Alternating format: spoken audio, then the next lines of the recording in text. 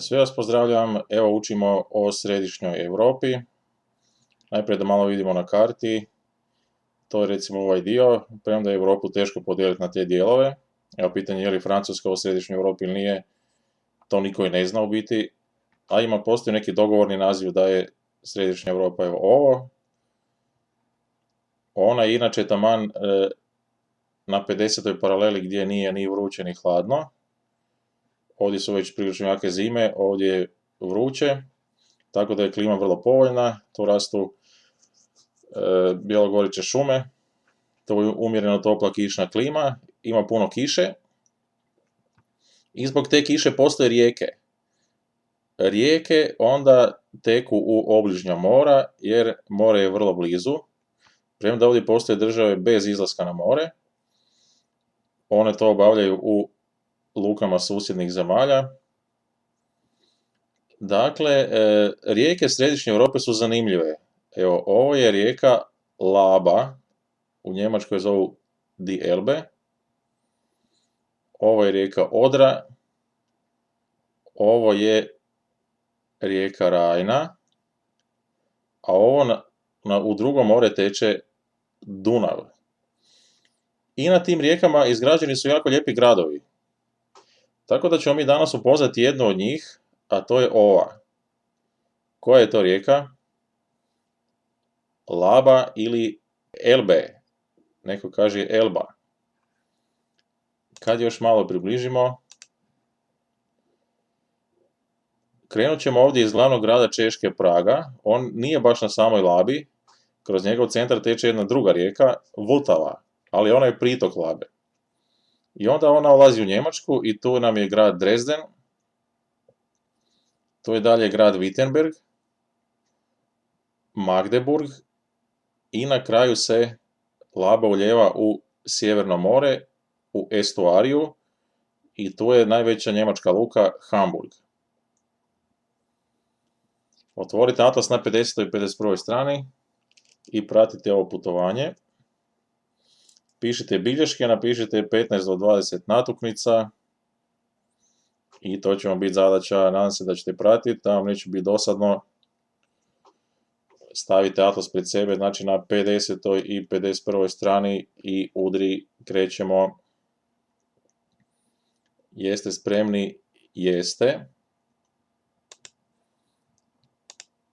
Idemo najprije u grad Kristala. Ovo je grad Kristala i to je nevjerojatna češka prijestolnica Prag. Na češkom se kaže Praha, Njemci kažu Prag, pa mislim da smo mi onda preuzeli tu riječ od njemačkog.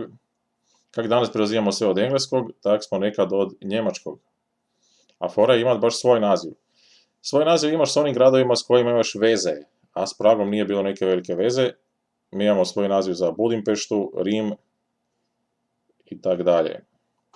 Znači, u Pragu je puno dućana sa kristalom i kristal je tradicionalni češki proizvod. Znači, kristal. Slike su onak kako sam ih slikao kronološki. Ovo je sinagoga. I to je španjolska sinagoga. Tako je zovu. Prevedeno u židovskoj četvrti očito koja se zove Jozefov. Ovo je, mislim, neko reformirano židovstvo u pitanju. To je ovak pseudo-maurski stil, tipično, znači kao da su gradili Arapi, jer su Židovi s Arapima bili prilično dobri u srednjem vijeku, u Španjolskoj najviše i u Sjevernoj Africi. Središnja Europa je imala jako puno Židova, svaki grad je imao židovsku četvrt, i ova je imala 10 sinagoga, bar sada očuvanih, ovo je španjolska sinagoga. I šta je ovo? Ovo je lik iz nekakve mašte, nerealni, i to pokazuje na jednog književnika koji je pisao na njemačkom jeziku, a bio je Židov, i to je Franz Kafka. Pripovjetka mu se jedna zove Preobražaj i počinje rečenicom: kad se jednog jutra Gregor Samsa probudio poslije nemirnih snova, otkrio je da se tijekom noći pretvorio u golemog kukca, točnije u gamad. novela Preobražaj. Osim toga, Kafka je napisao Proces. U prvoj rečenici kaže, vjerojatno je Jozefa K. neko oklevetao, to znači lažno optužio, jer mu je ujutro došla policija. Tako njegove su priče takve da u prvoj rečenici je jezgra cijele pripovjetke. Znači, Franz Kafka, po Čavki, nazvan, psihički relativno kržljav čovjek i misli o sebi da je beskoristan, jer ga je tata maltretirao neviđeno i zato je napisao da je pretvoren u kukca, točnije u gamad, u nešto beskorisno. Živio je u Austro-Ugarskoj Gdini.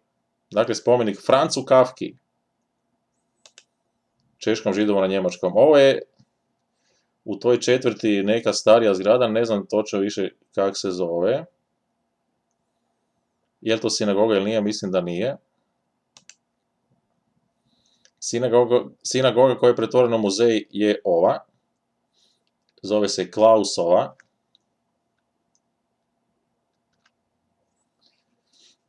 I evo, to su oni Židovi za stolom, imaju te obrede, strogu hranu, pogotovo za vino. Židovski zakoni za hranu i za drugo zovu se košer ili kašer. Ili kašrut, mislim da je to neka množina. Evo, kralj Solomon, Davidov sin. Znači, Židovi iz središnje Europe. Ovo je čuveno židovsko groblje, staro židovsko groblje.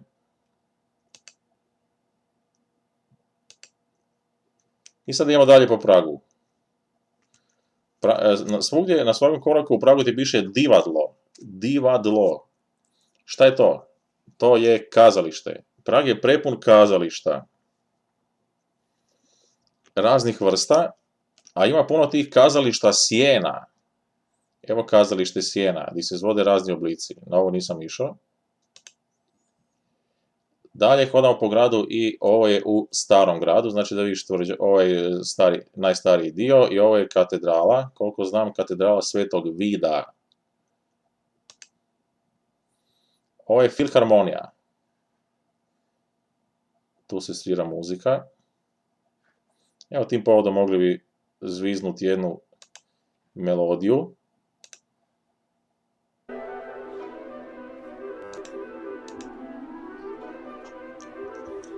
Koja se zove po ovoj rijeci koja teče kroz Prag. Zove se po rijeci, a to je Vltava.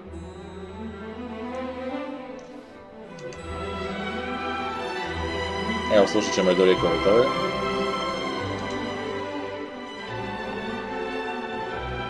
Kavana ima puno austrougarskog stila. Ovaj stil je secesija. I evo rijeke Vltave. S katedralom, starim gradom i ovaj Karlov most. Slušaj Vltavu na licu mjesta u Pragu.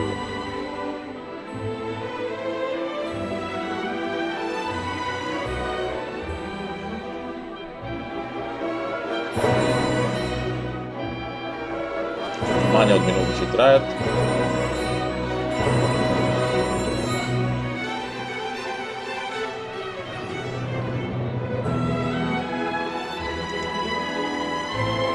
Znači evo, skladatelj se zove Bedřich Smetana, Ma vlast znači moja domovina, to je sve skupa, a ovo je Vltava, dio te kompozicije. Vltava se ulijeva u koju rijeku? Labu. Nismo vidjeli ovako, nismo rekli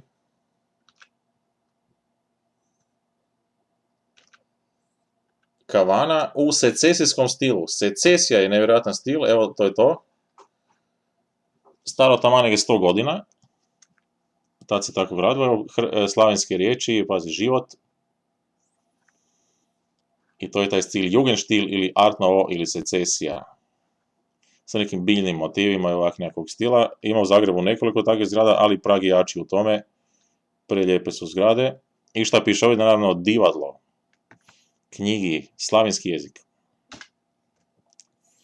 Globalizacija, znači banka. Evo još jedna secesijska zgrada, baš tamo blizu hostela. Su bile oba dvije. Vltava i muzej Bedriha Smetane.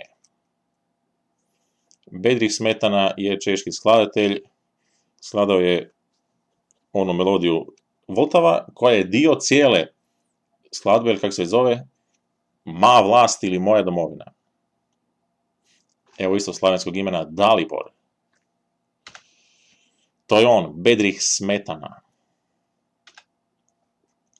Gledaj kako izgleda Prag, znači kakve sve tamo su zgrade, to je nevjerojatno. Jedan od najljepših gradova Europe je on, zovu ga Zlatni Prag, prepun turista.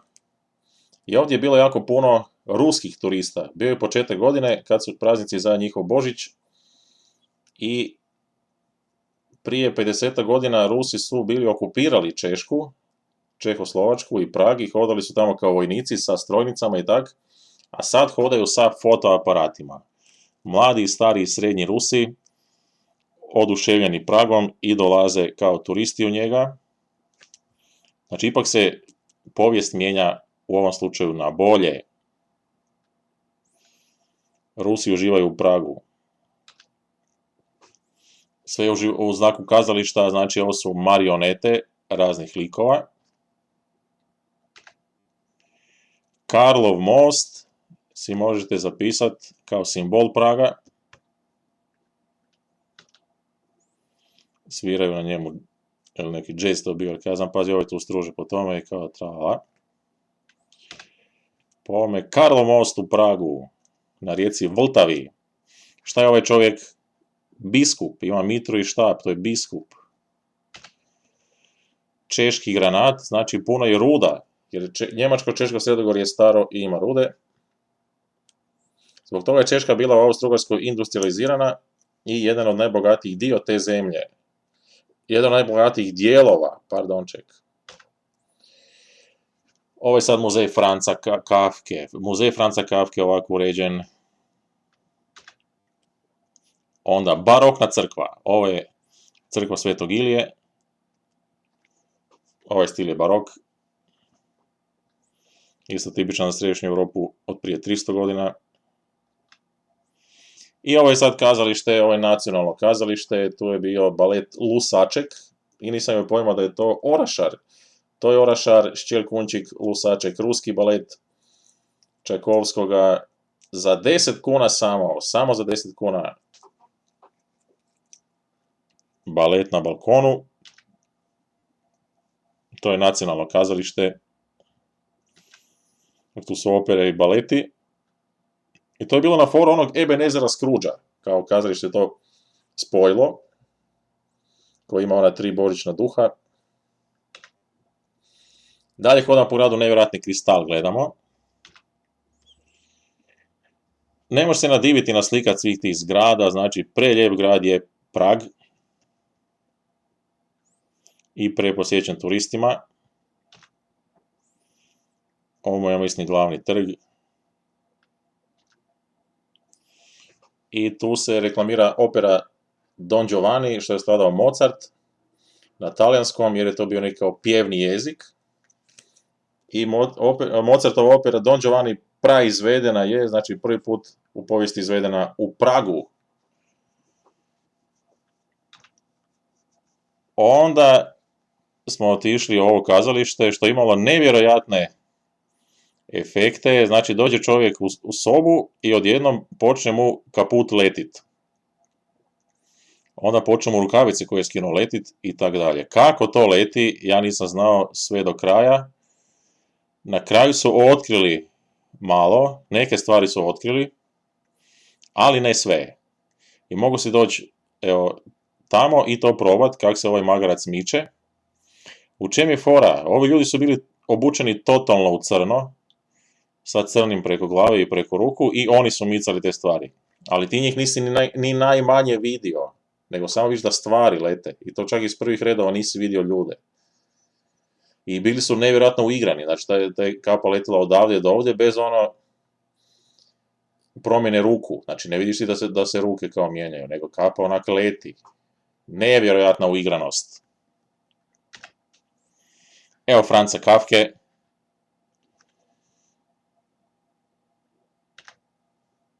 Eto ga je. Franz Kafka. Zanimljiv čovjek, napisao samo nešto manje tih romana, ali nevjerojatne kombinacije realnog i nerealnog, na foru židovskih starih priča i na foru svojih trauma i koje čega. Onda je naredio da se to sve spali kad on umre, međutim, prijatelj Max Brod ga je zeznuo i to je sve objavio. Tako da je on jedan od najpoznatijih pisaca svih vremena na svijetu. Franz Kafka, Židov iz Češke koji je pisao na njemačkom. Ovo je dalje nevjerojatna ulica, ili koliko je uska, i sa semaforom. Znači tu ne mogu dva čovjeka proći. Katedrala Svetog Vida. Sveti Vid je stari svetac, ne znam točno kad je živio, vjerojatno u prvim stoljećima kršćanstva. Evo praški grad Hrad koji kod nas, Sveti Mikulaše, Svetog Nikole. I jedeš juhu, u čem je juha? U kruhu. Pazi, juha u kruhu, to sam vidio nekoliko puta baš u središnjoj Europi, u Poljskoj, u Češkoj i još negdje sam to vidio. I taman to jedeš ovak i to stružeš tu sredinu i predobro. Marionete, ne znam koji je ovo lik. Kavane, to su te austrougarske, tako imamo Beč, takve je imao i Zagreb i danas je ostala gradska kavana i kao navodno će se neke još obnoviti. Evo, nisam se mogao nadiviti tim scenama i tako sam umetno puno slika, ali uskoro će Prag završiti u secesijskom stilu je ovaj crtež, odnosno ova slika, i slova su secesijske i tako dalje. Moravska je dio Češke, to je grad Brno. Evo još jedna nevjerojatna secesijska zgrada, znači neki općinski dom, isto sad kavana, u austrougarskom stilu. Ovakve secesije u Zagrebu, u Hrvatskoj nema, a nigdje nisam drugdje ni vidio. Znači nevjerojatno bogata zgrada, gledaj iznutra. Art Nouveau ili secesija je stil koji su počeli raditi prije 100 godina. Kod nas je tako izrađena nacionalna i sveučilišna knjižnica na Marlovićevom trgu. Art Nouveau, francuski naziv, Jugendstil je njemački naziv, a mi je zovemo između ostalog secesija. Gledaj predmete. U kavani onak pravi središnji europski ugođaj.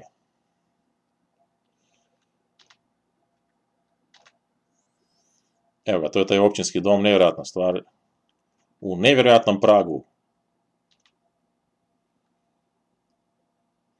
Tu se nešto prodaje. Secesijska slova. Nisam znao koje slike da izbacim. Gle kakve su to scene.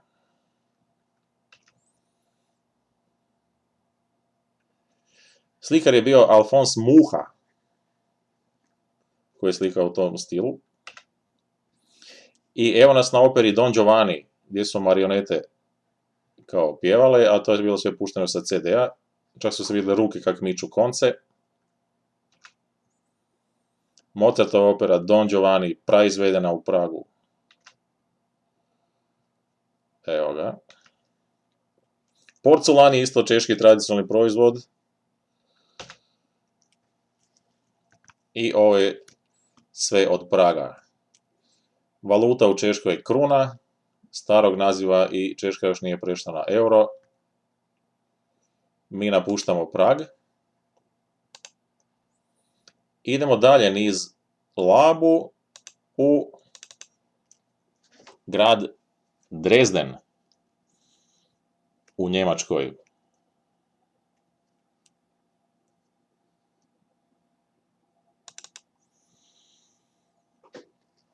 To nije sve bilo na istom putovanju, stigao sam vlakom iz Berlina, koliko se sjećam. Ajmo.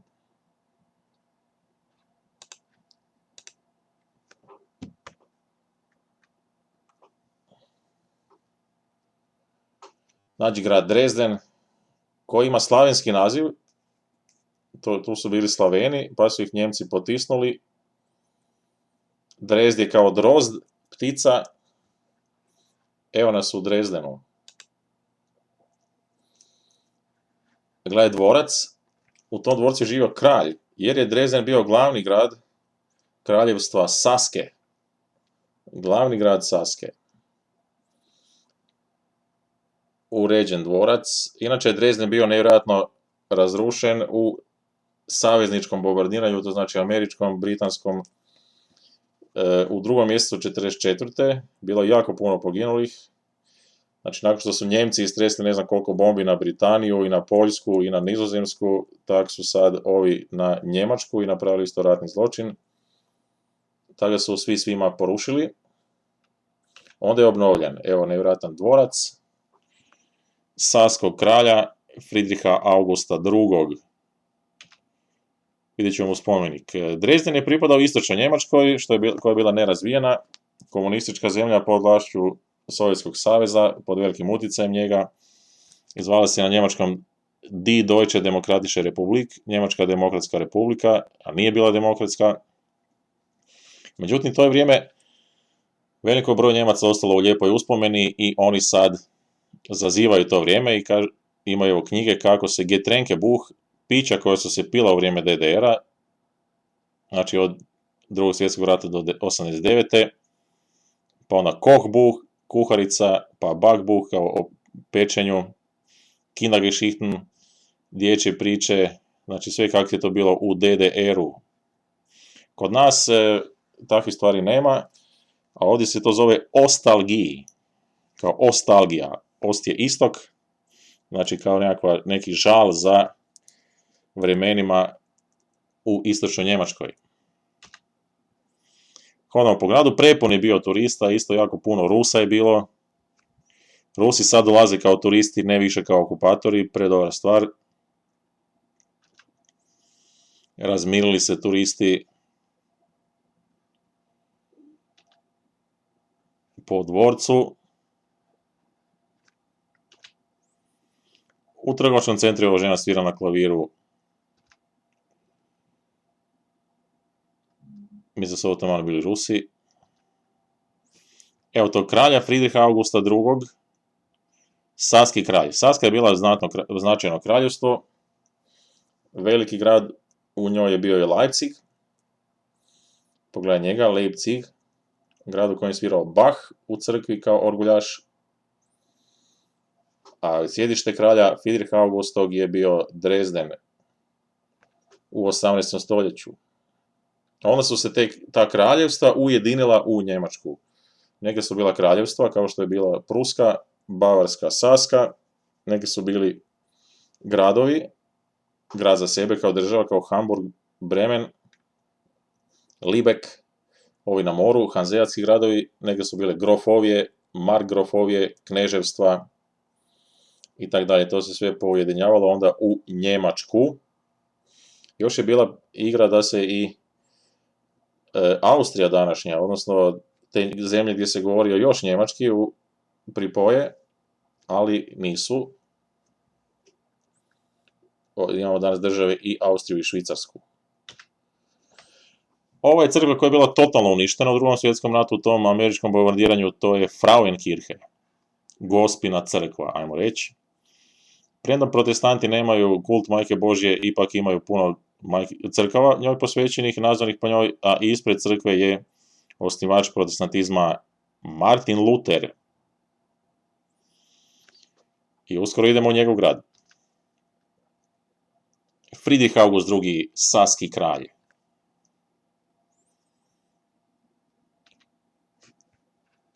I to je sve bilo od Dresdena.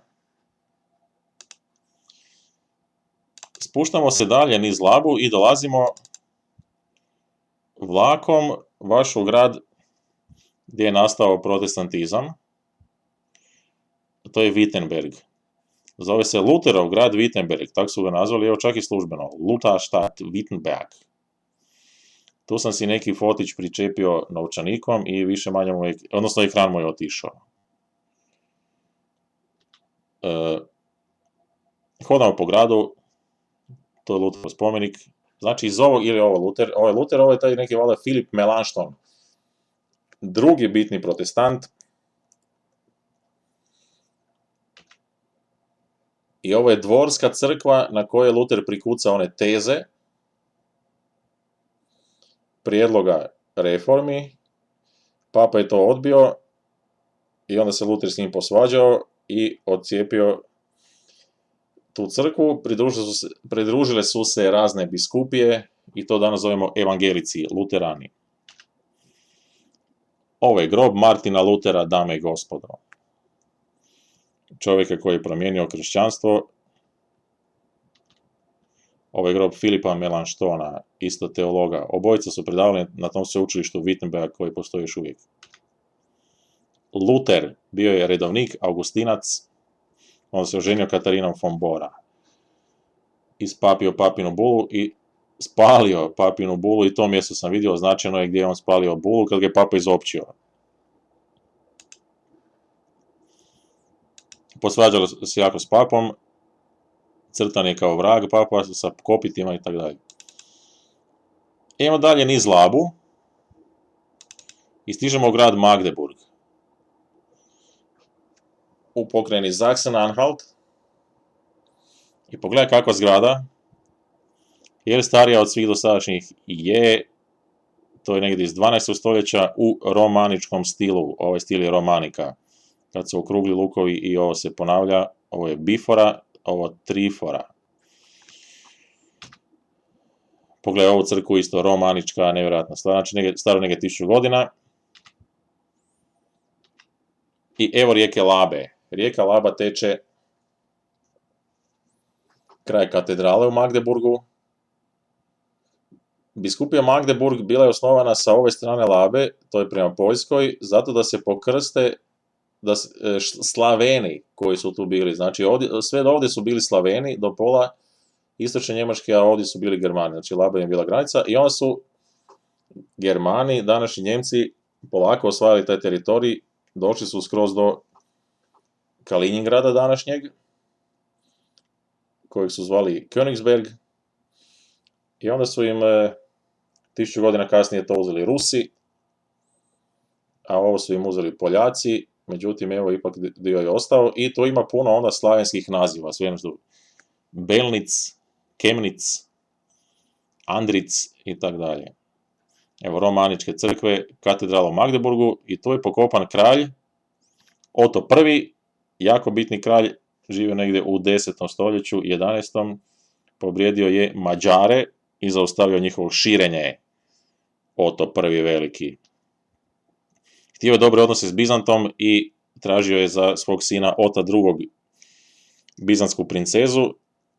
Nije dobio princezu Anu Porfirogenet, rođenu u purpuru, znači kao carica, nego ona je išla za, nju su Bizantinci dali Rusima, a njemu su dali nečakinju carsku, Teofanu. Ta Teofanu je dovukla jako puno Bizantinaca u tadašnju Njemačku, odnosno to je bilo, ja mislim, Sveto rimsko Njemačko carstvo, i to je bila bizantska renesansa, jer je Bizant tad bio vrlo napredan, napredniji od zapada, i sav obrt i slikarstvo bilo je na bizantsku foru. Teofanu je ostala udovica i ona je sama vladala tom državom, tako da je zovu recimo carica Europe u današnje vrijeme. Postoji inicijativa da se proglasi svetom, pokopana je u Kelnu, u crkvi svetog Pantaleona ili Pantelimona, koji je isto Bizantinac, Grk. Evo katedrale u Magdeburgu. Što je sve staro? Povijest Europe je jako dugačka i komplicirana i puno se toga desilo, jako puno. Treba to sve pohvatati.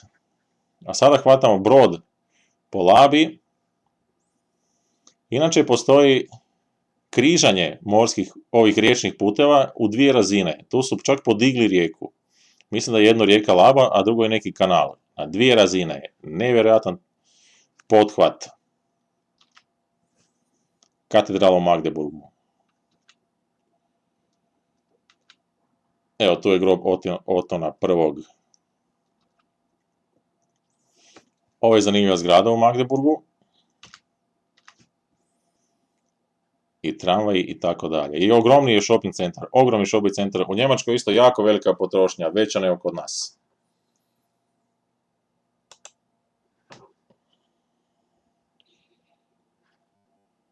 I sad imam slike iz Hamburga, ali na Dijačima. Idemo još jednom malo pogledati Dresden. Ovo je zanimljiva stranica Dresden na Labi. Piše glavni i rezidencijalni grad kraljevstva Saske. Das Königreich Sachsen. Grad slavenskog naziva Dresden. Ovo je vjerojatno sve prije tog bombardiranja u Drugom svjetskom ratu.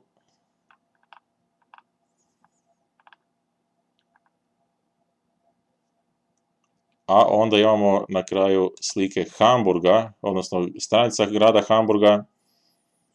Fora je da postoji tura po luci, na tome sam bio. Tu su mi prvi dijači, godine 97. Di ste vi tad bili? U drugom razredu. Ima zanimljive zgrade, dosta lijepe, i službeno se zove Hanzeatski grad Hamburg. Skupa sa Libekom osnovao je Hanzu i na foru prometa i trgovine su se ti hanzeatski gradovi obogatili, išli su skroz od Londona do Estonije. I eto, u Hamburgu na ušću Labe, gdje su razni tuneli ispod nje i mostovi, i to je grad možda s najviše mostova u Europi. To nam je rekla pripravnica koju smo imali prvu, to nam je prva pripravnica od svih strankinja, zove se Simone König, to znači Simona Kralj. Bila je iz Hamburga i rekla da ima najviše mostova valjda u Europi. U tom gradu završavamo putovanje po Labi. Da još jednom pogledamo kartu. Znači išli smo od Praga, koji je bio na Vltavi, pritoku Labe, i ušli u Njemačku u Dresden, Wittenberg, Magdeburg i Hamburg na estuariju Labe u Sjeverno more. Eto, napišite 15 do 20 natuknica, kako sam rekao. Bitno je da ste to doživjeli, da vam se to približilo, ta arhitektura i kultura središnje Europe, suradnja različitih zemalja, i da sad malo bolje poznajete taj prostor. Pogledajte još jednom sve na karti i pozdravljam vas.